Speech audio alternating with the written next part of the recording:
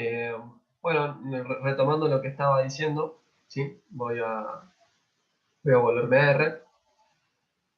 Lo podía- Profe, Sí, Bianca, no, Micaela. Micaela decía. una consulta. Estaban preguntando en el grupo si podrías subir las clases del lunes Ah, a que yo las subo YouTube. todas igual. ¿Cómo? Que yo las subo todas igual. Ah, buenísimo, gracias. No, de nada. Eh, nada, les decía, ¿no? O sea, podemos filtrar y podemos imponer un montonazo de condiciones, las que queramos, ¿no? Eh, pero recuerden siempre, ¿no? Que yo acá estoy aplicando esta función y si no le pongo al lado que queremos que me lo guarde en un objeto, ¿no? Que lo podemos guardar en el mismo objeto o lo podemos guardar en un objeto con un nombre distinto, eso no se va a guardar en ningún lugar, ¿ok? Entonces, así como incluimos esa condición, también podríamos incluir que la edad, ¿no? Esté entre 25 y 35, y eso lo podríamos escribir como que la edad sea mayor que 25 y, perdón, que la edad sea mayor o igual a 25 y menor o igual a 35. Eh, Ahora, lo que podemos hacer es también usar esta redacción, que es porcentaje y porcentaje, y le damos el vector de números en el cual nos interesa que esté ubicado. Esto de acá, para ser estrictos, si quiero que me incluya las personas con 25 y 35 años, tenemos que ponerle igual, ¿no? Y esto es mayor o igual, menor o igual. Entonces, si ponemos mayor o menor, me lo va a tomar de forma estricta. Entonces, con esto, o sea, esto lo guardo en un data frame, y fíjense que ahora, no sé si a ustedes les aparecen estos videitos acá, pero nosotros arrancábamos, sí, partíamos de un data frame con 57.000, 58.000 observaciones, ahora solamente nos quedan 5.786. Entonces tengo solamente 5.000 individuos que tienen entre 25 y 35 años y que aparte tienen ingreso positivo. Yo acá en realidad aparte filtro para que tengan ingreso mayor a 1.000 pesos porque tenía algunos pequeños ruidos ahí, ¿sí? Que se vinculan un poco con cómo la EPH también define la condición de trabajador de una persona. Así que, como yo acá no estoy haciendo tampoco un filtro por su ocupación, etcétera, bueno, me parecía bien incluir eso. Recuerden que yo lo que les decía es, podría incluir más variables explicativas, pero estamos en un análisis de regresión simple, entonces lo que estoy intentando es que los individuos que compare sean relativamente similares, ¿no? Entonces, ¿qué función podemos usar para graficar? Bueno, eh, consejo cuando quieran hacer un gráfico, googleen cómo se hace el gráfico, les va a tirar gráficos que probablemente tienen un montón de opciones y están súper lindos, y lo que hacen es adaptarlos a su caso particular. Eh, pero ¿cuál es la lógica detrás de este código? Le estamos diciendo, bueno, voy a usar la función ggplot, que esto lo que hace es hacer un gráfico. ¿Con qué datos? Con los datos del data frame que se llama df, ¿sí? La data es df, y A es, que viene de estética en inglés, lo que le vamos a decir, bueno, en el eje de las X, gráficame la educación, en el eje de la Y, gráficame el ingreso, ¿no? Y lo que hacemos al final es decirle, bueno, esto lo puedes graficar con líneas, de distintas maneras, gráficamelo con puntos, ¿sí? Geopoint lo que hace es eso, efectivamente. Entonces, acá a la derecha me debería aparecer el gráfico. Voy a correr la ventana de los videos porque se me está metiendo. Fíjense que efectivamente las personas con educación especial como que no están, o probablemente no sean del todo equiparables con la función que estamos intentando estimar. Entonces, efectivamente lo que encontramos es que esas personas no tienen un ingreso asociado mayor. Y nuevamente, si nosotros no sabemos esto, lo que encontraríamos es, bueno, aparentemente el ingreso depende positivamente de la educación, pero por algún motivo acá todas las personas tienen un ingreso menor. Entonces, bueno, eso también es algo que vamos a intentar filtrar, ¿sí? Yo acá me voy a quedar exclusivamente con las personas que tienen educación menor, o sea, distinta de ese nivel especial, ¿no? Y aparte me voy a quedar solamente con las personas que están en condición de salariado, ¿no? Uno puede tener distintas condiciones ocupacionales, bueno, nos vamos a quedar exclusivamente con los asalariados. Y ahora voy a hacer nuevamente el mismo gráfico, si se fijan, este código de acá es lo mismo, pero ahora lo que cambió fue el data frame, ¿no? O sea, yo acá hice ese filtro y lo guardé en mi data frame, no lo sobreescribí. Entonces, acá lo que va a pasar es que vamos a hacer el mismo gráfico, pero con otros datos. Y de hecho, fíjense que habiendo eliminado todas esas observaciones, ¿no? Donde la persona que trabajaba en una condición distinta, era asalariado, y aparte la educación era distinta de ese nivel especial, bueno, entonces me bajó todavía en 1000 observaciones más, todavía ahora solamente me quedan 4700 observaciones, ¿sí? Partimos de un data frame que tenía más de 50.000, casi 60.000 observaciones. Ese data frame tenía datos para niños, niñas, gente adulta, gente mayor, un montón de tipos de personas, y nosotros dijimos, bueno, vamos a aplicar una serie de filtros para quedarme exclusivamente con aquellos sujetos que a mí me interesan estudiar, ¿no? Entonces, ¿qué podemos hacer nosotros? Podríamos graficar esto, ¿ok? Y en este caso, como que ggplot va a estar como un paso adelantado. A mí esto me va a demorar, y eso es esperable porque Zoom, cuando estás compartiendo pantalla, te vuelve un poquito más lento, pero a ustedes probablemente esto les salga más rápido. Fíjense que nuevamente el código es el mismo que antes, ¿no? Hasta Gion Point, pero aparte acá lo que le estoy diciendo es súmame a este gráfico, ¿sí? Algo más. Y lo que le estoy pidiendo es Geom Smooth, lo que me va a hacer es tipo suavizar esos datos, pero en definitiva lo que estamos haciendo es con el método de un modelo lineal, CLM por Linear Model. Entonces, lo que estamos haciendo es el mismo gráfico de antes, ¿sí? Me voy a venir a esta línea, voy a correr esto. Yo acá tenía exactamente el mismo gráfico, y cuando corro esto, o sea, es también bueno, o sea, hacer el mismo gráfico, pero aparte agregarle una línea, ¿no? Y fíjense que lo que hizo fue estimarme esa recta de regresión, ¿no? La ordenada de origen está en este nivel, y después tenemos la pendiente, que lo que hace es definirme la recta, ¿no? Tenemos una pendiente positiva, ¿ok? O sea, ggplot en este momento lo que hizo fue hacer una regresión, ¿no? Y nosotros ni vimos los parámetros ni nada, o sea, simplemente ggplot tiene muchísimo potencial y ya lo hizo de una. Entonces, ¿qué podría sucedernos a nosotros? ¿No? Bueno, entonces lo que nos podría suceder es que nos interese a nosotros hacer el análisis de regresión lineal, no es que nos interese exclusivamente un gráfico, ¿no? Y de hecho, esto es un poco limitado para esquemas donde uno quiere hacer regresiones un poquito más complejas. Entonces, fíjense que si yo agarro y hago la regresión de mi variable ingreso contra la variable educación, me va a dar un error, ¿no? Me dice, objeto de ingreso no encontrado. ¿Por qué me dice objeto de ingreso no encontrado? Si yo abro el data frame y veo que acá tengo el ingreso. Bueno, o sea, no lo va a encontrar. Fíjense que en el ambiente no tengo ningún objeto llamado ingreso.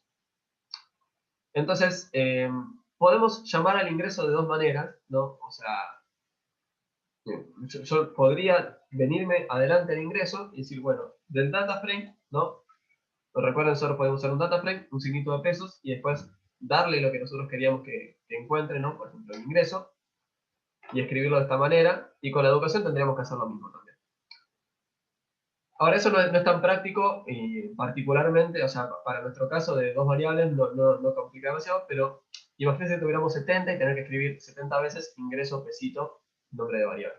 Pues no sería muy práctico. Entonces, hay algo que es relativamente sencillo en R, ¿no? Que es directamente usar la función attach, que lo que va a hacer es, bueno, nosotros decimos attach data frame, y a partir de eso vamos a poder llamar a todas las variables de ese data frame de forma directa, ¿no? Entonces voy a correr esta línea, ¿no? Donde estoy diciendo, bueno, ahora quiero poder acceder a todas esas variables de forma directa, y si yo uso ahora el comando que estaba usando recién, ¿no? lm, linear model,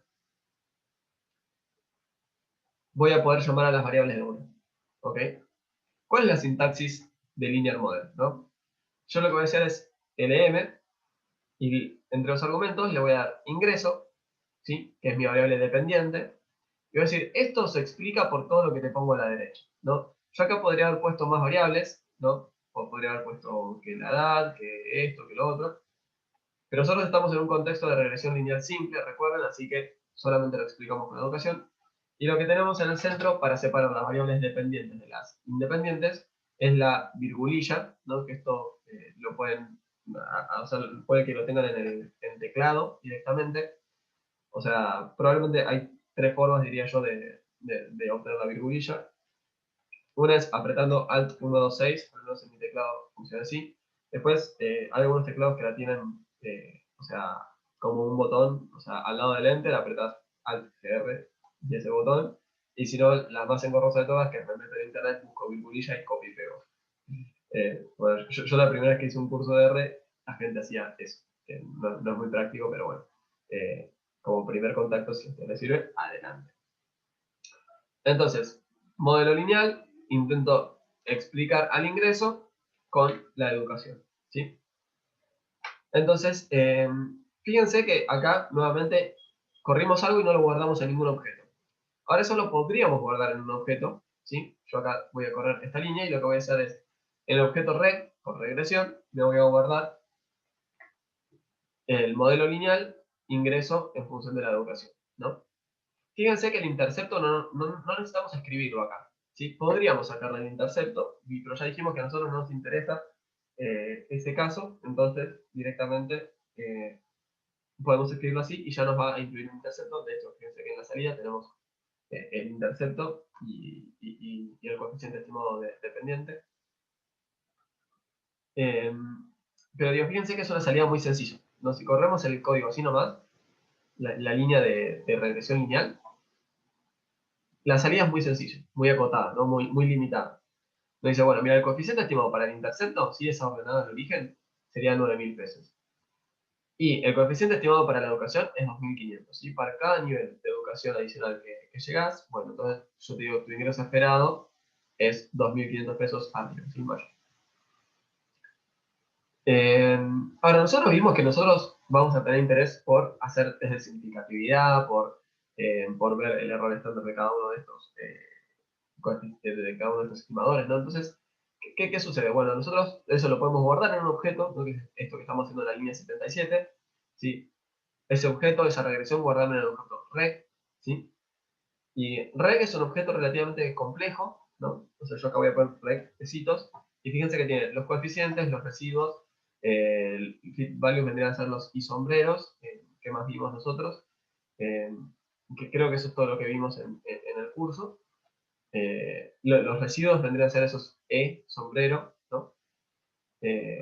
Recuerden que le decimos residuos muestrales nosotros en el curso. Nosotros después podemos llamar a la función summary, ¿no? La de resumen, que esta es la que ya viene predefinida en R, y decimos, bueno, resumime al objeto reg, ¿no? Voy a correr esta línea ahora.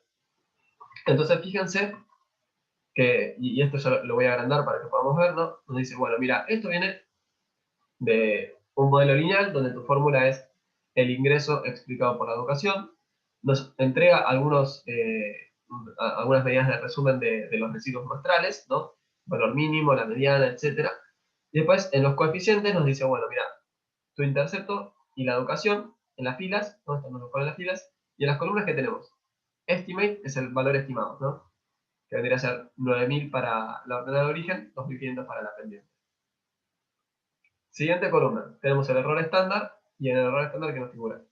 Bueno, 600 para el error estándar del intercepto es 600, de la educación es 140. El valor T, ¿sí? El valor T era el estadístico empírico que utilizábamos para el test de significatividad individual. Y lo que hace es directamente nos entrega el p-valor, ¿sí? De ese test de significatividad individual. Recuerden que el test de significatividad individual, ¿no? ¿Cómo era? Bueno, yo lo que tenía era una hipótesis nula y una alternativa. En la hipótesis nula, esto lo podemos hacer tanto para intercepto como como para la pendiente, ¿no? Lo que teníamos era este test. Y nosotros íbamos a definir nuestras regiones de rechazo izquierda y derecha, y nuestro estadístico podía caer en una zona de rechazo o de no rechazo. Lo que hace R es directamente nos dice, bueno, tu estadístico cayó acá, por ejemplo, ¿no? Mi estadístico empírico cayó ahí. Entonces me fijo, ¿cuánta probabilidad acumulo? No de forma simétrica. ¿No? Efectivamente lo que hace es fijarse el p-valor. Y en vez de decirte rechazo o no rechazo, lo que hago es decirte el p-valor. Y vos te fijarás. Si para vos rechazás la hipótesis nula, ¿no? Bancándote una probabilidad de error de tipo 1, del 1, del 2, del 3, del 4, del 5%, del 10 o del 60, bueno, eso va a ser decisión tuya. Entonces R directamente lo que hace es nos da el p-valor, ¿sí? Fíjense que el p-valor es infinitesimal. no es lo usual encontrar p-valores tan pequeños, ¿no? Pero digamos, rechazamos con tranquilidad, no, con recontra remil tranquilidad, que la hipótesis nula de que esos coeficientes no son estadísticamente significativos, ¿no? Lo rechazamos con sumas sumísimas, recontra remil suma tranquilidad. Es un p-valor, la probabilidad de error de tipo 1 es bajísima. Y esto vale siempre y cuando se estén cumpliendo, todos los supuestos que establecíamos nosotros, ¿no? Que es probable, de hecho, que alguno o algunos no se estén cumpliendo, bastante probable si quieren en algún punto.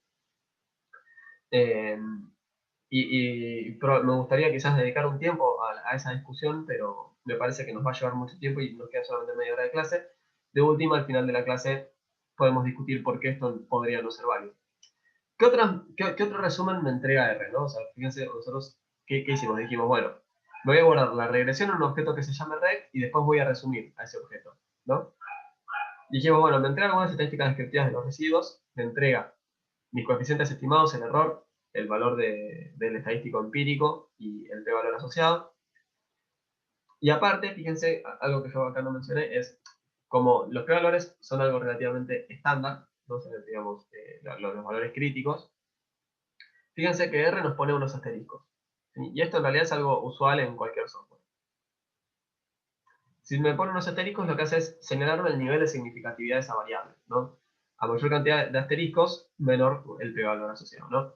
Entonces lo que me está diciendo R es, bueno, mira, si te pongo un puntito al lado, es que el p-valor es menor que el 10%. Si te pongo un asterisco al lado, es que el p-valor es menor que el 5%. Si te pongo dos asteriscos al lado, es que el p-valor es menor que el 1%. Y si te pongo tres asteriscos al lado, es que el p-valor es menor que 0,1%. ¿Sí? O sea, en este caso tienen un montón de asteriscos, ¿por qué? Porque los p-valores son menores que el 0,1%. Sí, son muy bajos los p-valores. ¿Qué más nos dice R de todo esto? ¿No? Bueno, el error estándar de estimado de los residuos, ¿sí?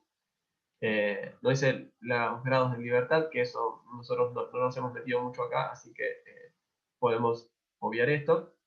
El R cuadrado ajustado tiene sentido en regresión múltiple, así que también vamos a olvidarnos de esto. Y fíjense que acá nos dice el R cuadrado de nuestro análisis, ¿no? Recuerden, el R cuadrado nosotros lo definíamos como 1 menos la suma de cuadrados residuales sobre la total, ¿no?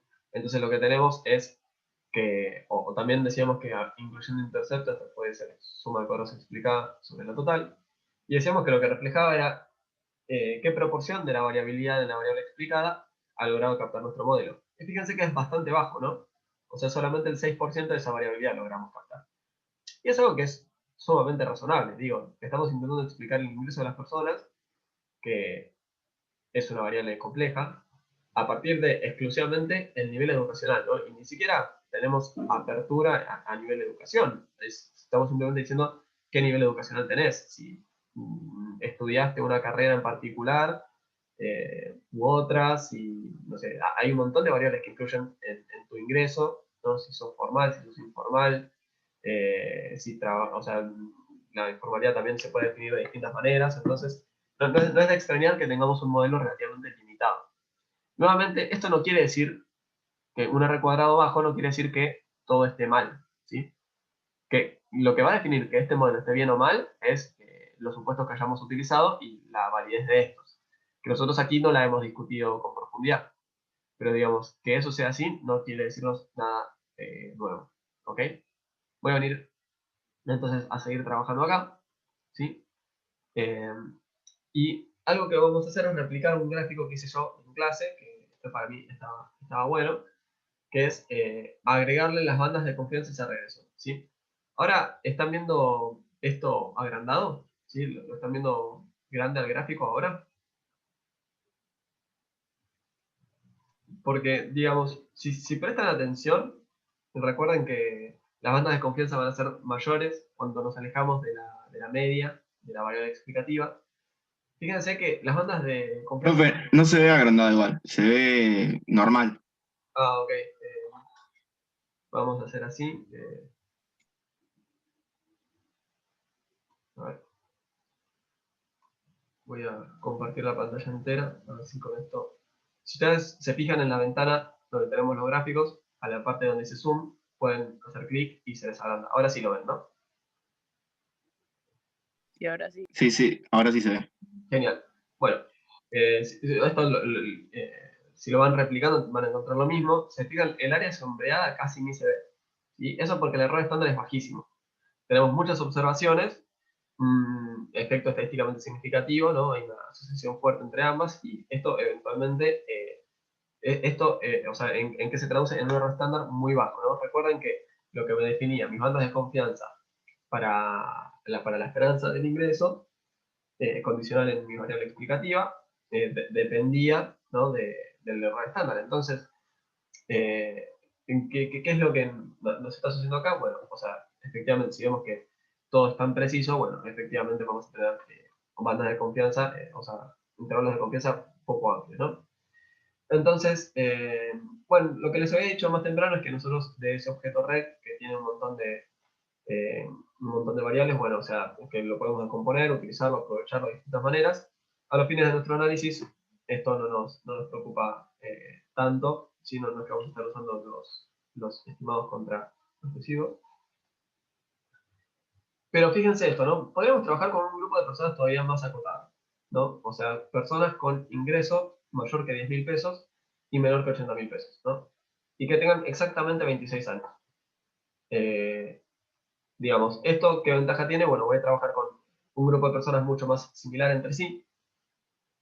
¿Qué desventaja tiene? Voy a perder un montón de observaciones.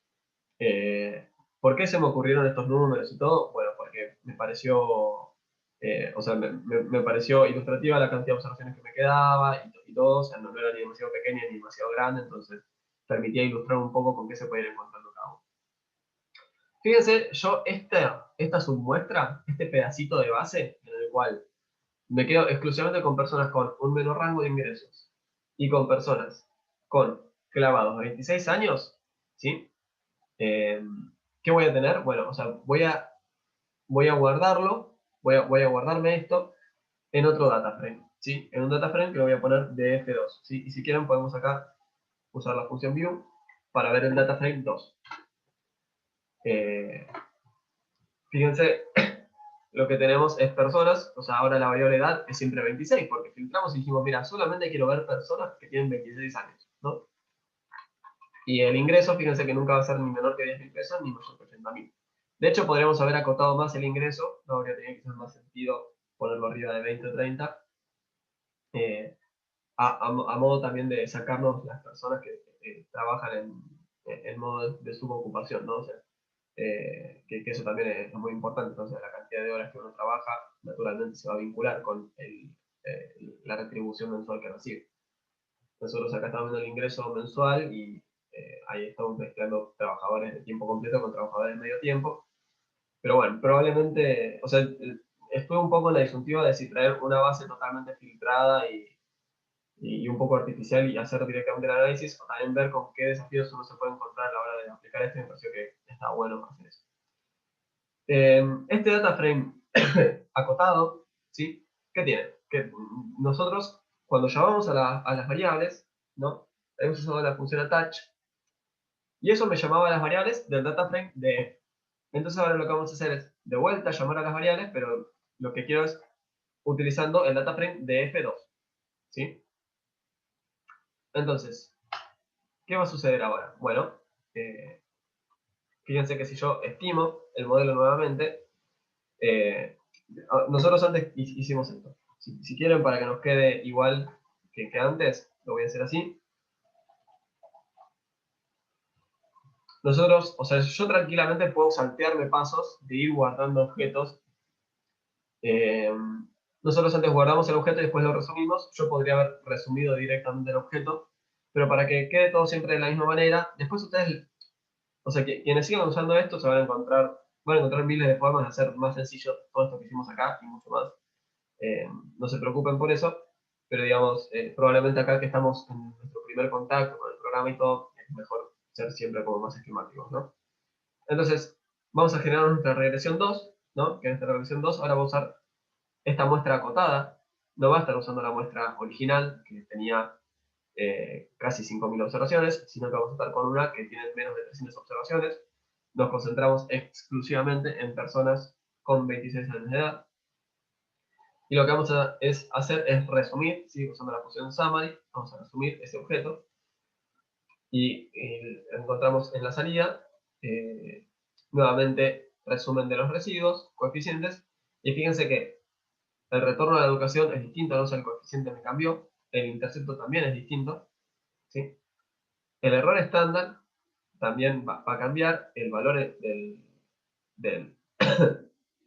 perdón, el valor del estadístico muestral también va a cambiar.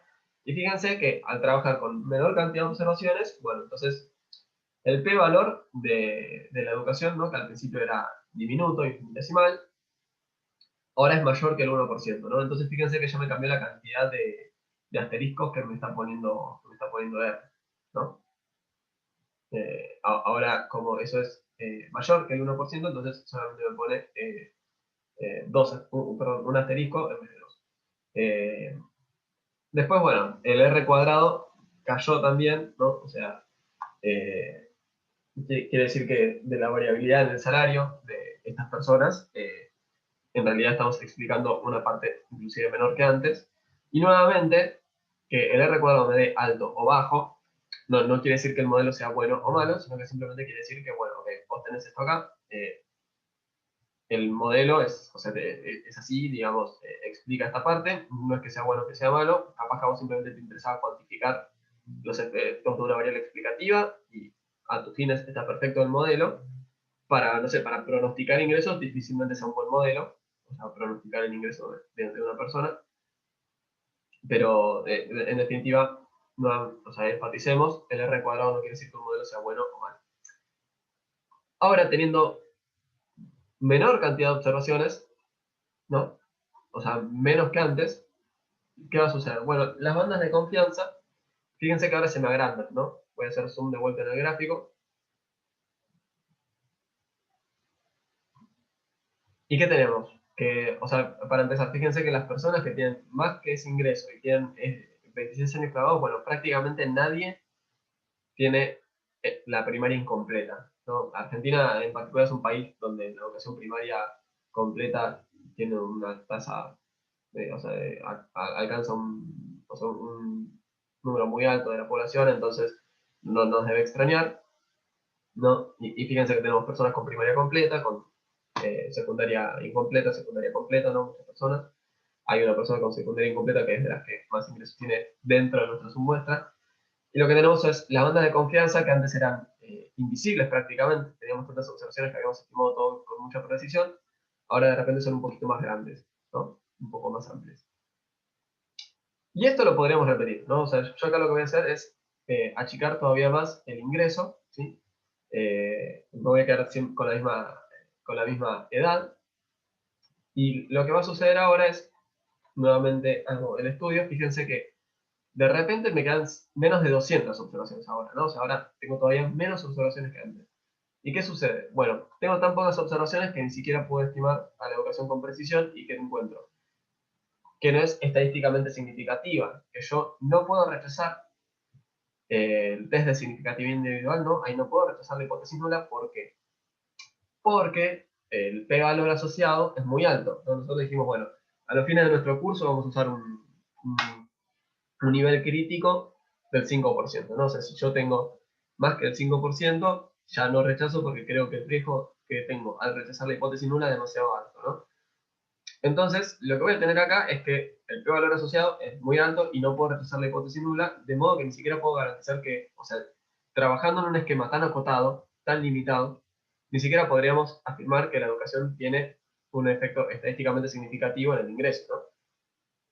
No podríamos asegurar que es una variable relevante para explicar el ingreso.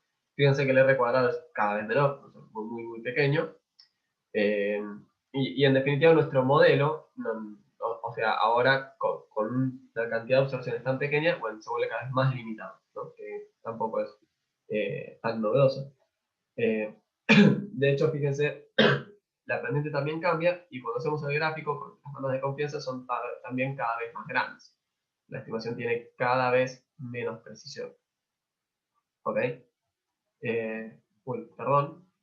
Entonces, digamos, pequeño repaso de todo lo que hicimos hasta acá y cerramos en 10 minutos. Quizás fui demasiado rápido, perdón, sabía que tenía el tiempo acotado y la clase la esperaba hacer en 2 horas al principio y tuvimos este percance, así que les pido perdón. En definitiva, lo que hicimos fue, mira, me traje una base de datos y me la guardé en un objeto. ¿Ok? Le puse nombres amigables a ese objeto, porque la base de datos tenía nombres espantosos. Aparte hice algunos procesos, ¿no? O sea, en definitiva, esto lo que hace es, nos podemos ir al diccionario de la EPH y ver que en realidad lo que estoy haciendo es agarrarme exclusivamente gente ocupada, que tiene trabajo en una determinada condición, y limpiamos un poquito la base. Aparte, realizamos algunas estadísticas descriptivas de esa base, ¿no? Todo bien, todo normal. Después lo que hicimos fue decir, bueno, me voy a quedar con una parte de la base, ¿no? Porque si quiero que estos individuos sean más comparables, bueno, entonces me quedo exclusivamente, ¿no? Aplico un filtro a la base y me quedo con solamente algunas observaciones. Al final de cuentas, hicimos una regresión, ¿sí? Explicamos el ingreso a partir de la educación, siempre recordando que nosotros no podemos llamar a un objeto o no podemos llamar a esa variable de una, sino que, o lo podemos llamar a partir de escribir el nombre del data frame, signito de pesos y el nombre de la variable, o podemos usar la función attach, que es un poquito más cómoda. ¿Y cómo hacemos una regresión lineal en R? Bueno, utilizando LM por modelo lineal en inglés. Y lo que podíamos hacer era encontrar el resumen de esa salida, y en el resumen ya teníamos automáticamente los coeficientes estimados, el error estándar asociado, el resultado del test de significatividad individual asociado a ese test, ¿no? También teníamos algunos resúmenes adicionales, como el R cuadrado, que es algo que vimos en el curso, ¿no? Y decíamos que, bueno, que en nuestro caso estamos intentando explicar una variable bastante compleja con una sola variable explicativa, no es de extrañarnos que no sea tan alta. Bueno, y después fuimos replicando el estudio para otros casos, ¿no? Y digamos, y está bien, está perfecto. Y lo que fuimos encontrando es que a medida que yo voy conservando menos observaciones, menos precisión voy a tener en mis estimaciones, ¿sí? Y el p-valor asociado a cada test de significatividad individual va a ser mayor, y eso me va a dificultar rechazar la hipótesis nula, porque, digamos, recordemos, el p-valor es la probabilidad de cometer error de tipo 1 en un test, y en el test de significatividad individual, la probabilidad de cometer error de tipo 1 es la probabilidad de equivocarme al rechazar la hipótesis nula de que la variable no es estadísticamente significativa. También vimos cómo hacer algunos gráficos, ¿no? Acá le podremos agregar etiquetas de título, de nombre, ¿no? O sea, y hacer gráficos todavía más bonitos, pero dado que no lo vamos a usar en el curso, tampoco sé si vale la pena ponernos tanto con eso. No sé si me quieren comentar si les pareció útil esto. Nos quedan 10 minutos, o sea, por acá cerramos. Perdón si fui muy rápido, la verdad.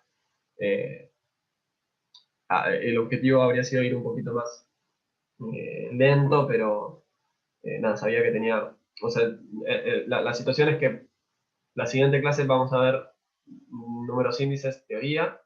Después vamos a ver la práctica de eso. Creo que después ya nos queda el repaso y el examen, ¿no? Si no me equivoco es así, como quedó diagramado el cronograma, entonces no me iba a alcanzar el tiempo sino para dar lo que sobraba y quería ir rápido. No sé si quieren darme alguna devolución, si me pareció bien o mal. Yo acá ya voy dejando la grabación